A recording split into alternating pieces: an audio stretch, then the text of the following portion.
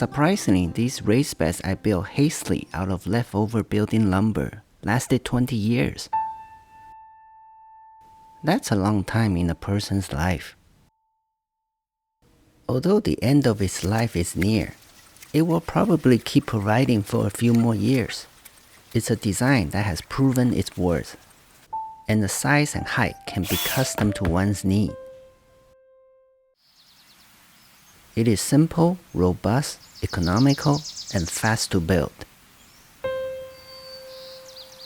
The end piece is screwed in double rows at each corner, making the connection tight and square.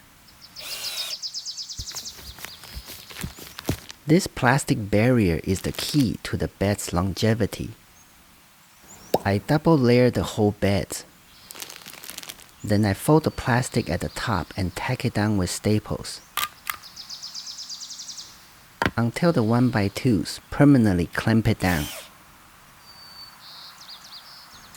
I live on a hill. If I use a squarely shaped planting bed on it, it will not sit level. And my valuable black gold will be washed away in a heavy downpour. But it is made of wood, so I can easily shape the pieces to fit the contour of the land without grading the ground. I lay a thick layer of newspaper on the grass as an organic barrier to kill them. Then I check for levelness with a level and twig it with some rocks and dirt.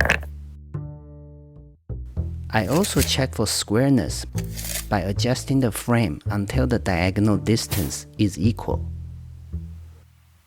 Once it is filled with soil, the bed stays put without any stakes. Square and level beds are crucial. I will install cold frames on many of them later.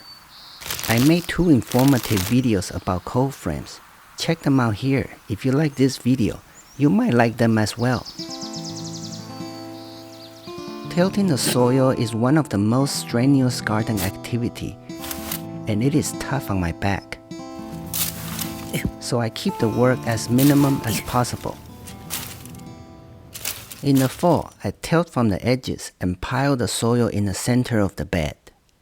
I'm cautious with the angle of my forks. I ensure they are facing inwards to avoid cutting into the black plastic. The plastic also makes the soil release from the wall effortlessly. When spring arrives, I scrape down the weedy surface soil and pile them on the edges of the bed. Then I put the rest of the dirt over it, burying them. They eventually will rot and become fertilizer for my crop. The soil in my bed is rich, soft, and filled with worms and insects. They are like all-you-can-eat self-serve buffet restaurants if you're a mole. The problem is, while searching for food, they claw through everything, including the roots of plants. If your plants suddenly wilt and you poke your finger in the soil and can feel the tunnels, moles are likely the culprit. When I rebuild and replace my aging beds, I will add a 1/4-inch galvanized mesh to the ground before setting the bed frame on top. This way, moles cannot dig through. Since my beds are on a hill, I need to regrade the ground to keep the mesh as deep as possible. This way, I will not destroy the mesh when tilting the soil with forks.